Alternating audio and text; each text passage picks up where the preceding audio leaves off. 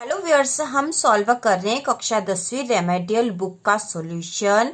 और आज हम इसमें पेज नंबर 27, 28 और 29 में जो वैकल्पिक प्रश्न दे रखे हैं उनको हल करेंगे। इसके पहले के जो रिक्त स्थान वाले प्रश्न हैं हम कर चुके हैं और इसके पहले के रिक्त वैकल्पिक प्रश्न भी कर चुके हैं। आज हम यहाँ पर करेंगे सत्य असत्य लिखिए। और हिंदी विषय की पूरी ही रेमेडियल बुक का सॉल्यूशन चैनल पर आ रहा है और इसके साथ ही अर्धवार्षिक और वार्षिक परीक्षा की तैयारी के वीडियो भी आ रहे हैं। तो प्रश्न है, नाटक गद्य की विधा नहीं है, तो यहाँ हमें सत्य असत्य लिखना है। नाटक गद्य की विधा नहीं है तो कथन असत्य है, क्योंकि नाटक जो है गद्य की विधा है।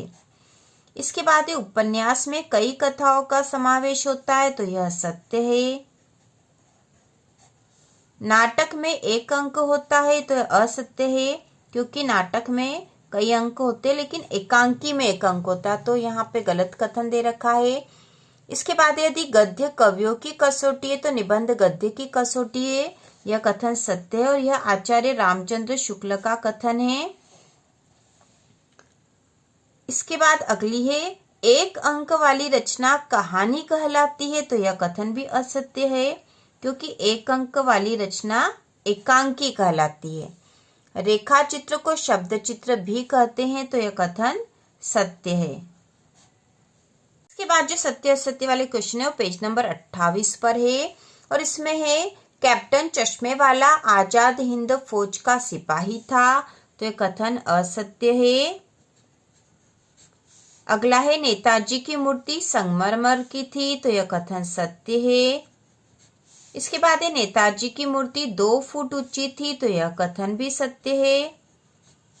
10वां है, मूर्ति नगर पालिका ने लगवाई थी, तो यह कथन भी सत्य है। 11वां है, मूर्तिकार मोतीलाल अध्यापक थे, तो यह कथन भी सत्य है।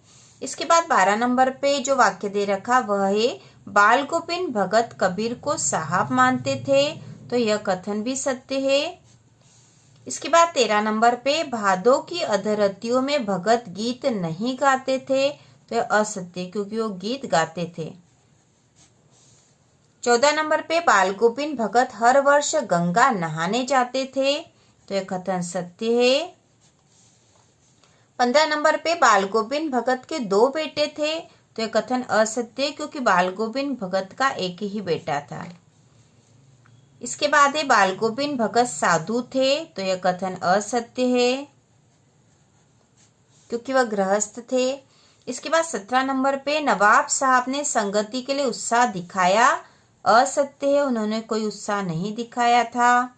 इसके बाद है, नवाब साहब खीरे खाकर सो गए, तो यह कथन असत्य है। नवाब साहब के पास 4 खीरे थे, तो यह कथन भी असत्य है। 20 नंबर पे, लखनऊ को नवाबों का शहर कहा जाता है, तो यह सत्य कथन है। इसके बाद है, मन्नू भंडारी 6 भाई बहनों में सबसे बड़ी है, तो यह असत्य कथन है। 22 नंबर पे, शीला अग्रवाल संस्कृत की प्राध्यापिका थी, यह भी असत्य है, क्योंकि शीला अग्रवाल हिंदी की प्राध्यापिका थी। इसके बाद है, मन्नू भंडारी की अपने पिता से वैचारिक टकराहट थी, तो यह कथन सत्य है। इसके बाद है, मन्नू भंडारी मूलतः एक कहानीकार है, तो यह कथन सत्य है। 25 नंबर पे, मन्नू भंडारी अपने भाइयों के साथ गुल्ली डंडा भी खेलती थी, तो यह भी सत्य है। 26 नंबर पे, धरती से कुछ ज्यादा ही धैर्य और सहन शक्ति मन्नू भंडारी की मां में थी, तो यह कथन भी सत्य है। इसके बाद है, अमीरुद्दीन और बिस्मिल्लाह खां एक ही व्यक्ति के नाम है, तो यह सत्य है। 28 नंबर पे, शहनाई स्वर वाद्य यंत्र है, तो यह सत्य है। अगला है, काशी संस्कृति की पाठशाला है, तो यह सत्य है। इसके बाद है, काशी में मरण भी मंगल माना गया है, तो यह भी सत्य है। इसके बाद है, बिस्मिल्लाह खां की श्रद्धा काशी विश्वनाथ जी के प्रति अपार थी, तो यह सत्य कथन है। इसके बाद है, सभ्यता संस्कृति का परिणाम है, तो यह सत्य है। अगला है मानव संस्कृति एक अविभाज्य वस्तु है, तो यह सत्य है। इसके बाद है एक संस्कृत व्यक्ति किसी नई चीज की खोज करता है, तो यह भी सत्य कथन है। और इसके बाद 35 नंबर पे दे रखा है सभ्यता और संस्कृति एक ही वस्तु है, तो यह असत्य है। इसके बाद अगला प्रश्न है सही जोड़ी बनाकर लिखिए, जो कि बुक के पेज नंबर 29 पर है। और यहाँ पर 3 जोड़ियां दे रखी है। वेरी इंपॉर्टेंट क्वेश्चन है। यदि आपके पास रेमेडियल बुक नहीं है तो भी आपको ये क्वेश्चन देख लेना चाहिए और नोट भी कर लेना चाहिए। तो यहाँ पे खंड अ में दे रखा कैप्टन चश्मे वाला, बाल गोविंद भगत, मोतीलाल, बालम खीरा, मन्नू भंडारी, आनंद कानन। खंड ब है महाभोज, काशी, प्रतिमा पर चश्मा, कबीर पंथ, ड्राइंग मास्टर, लखनऊ। तो यहाँ पे इनके सामने सही जोड़ी बनाकर हमें यहाँ लिखना है। तो कैप्टन चश्मे वाला, इसकी जोड़ी बनेगी प्रतिमा पर चश्मा। कैप्टन चश्मे वाला प्रतिमा पर चश्मा लगाता था, तो इसकी जोड़ी यहाँ से बनेगी 1 नंबर की। तो यहाँ पे हमें वास्तव में यहाँ लिखना है प्रतिमा पर चश्मा।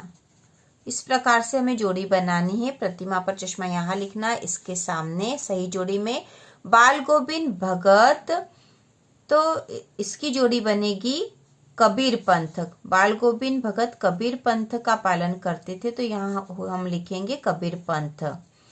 तीसरा है मोतीलाल, तो इसकी जोड़ी बनेगी ड्राइंग मास्टर, ड्राइंग मास्टर। इसके बाद है बालम खीरा, तो इसकी जोड़ी बनेगी लखनऊ। ठीक है, बालम खीरा की जोड़ी बनेगी लखनऊ।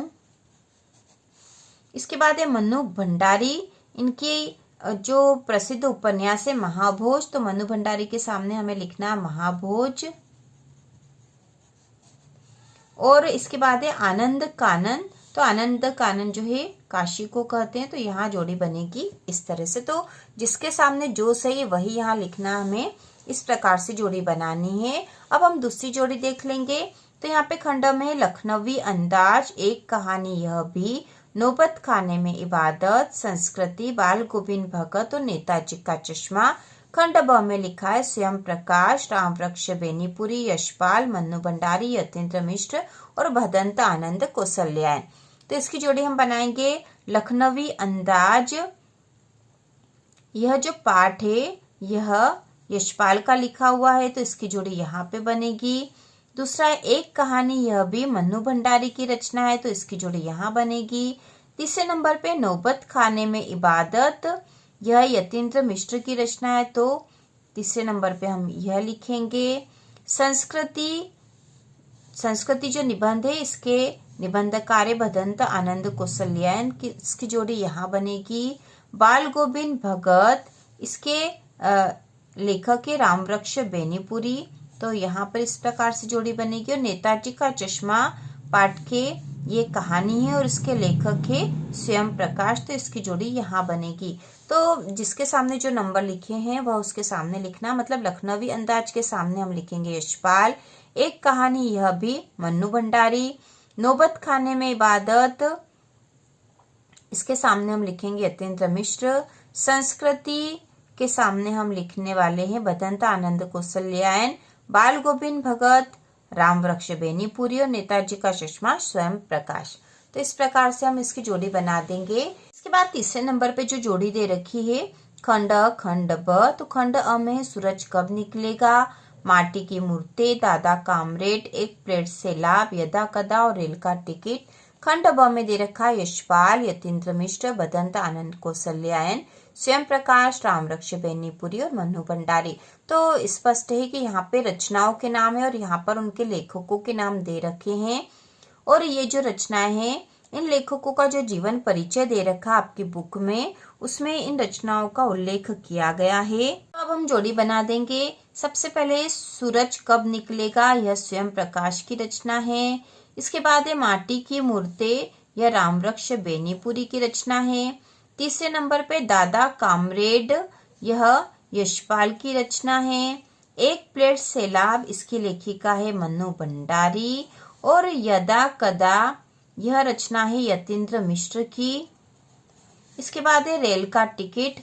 इसके रचनाकार है भदंत आनंद कौशल्यान। तो इस प्रकार जिसके सामने जो सही जोड़ी वह यहाँ हमें लिखना है, जैसे हमने सबसे ऊपर वाली जोड़ी में बताई थी उसी प्रकार से। इसके बाद हम इसके एक वाक्य में उत्तर दीजिए वाले प्रश्नों के उत्तर भी करेंगे और इसके आगे के भी पूरा सॉल्यूशन हम करने वाले हैं। और साथ ही 10वीं अर्धवार्षिक और वार्षिक परीक्षा की तैयारी के वीडियो भी आने वाले हैं। तो इसी प्रकार के और वीडियो देखने के लिए कक्षा 10वीं की संपूर्ण तैयारी के लिए चैनल को सब्सक्राइब कीजिए।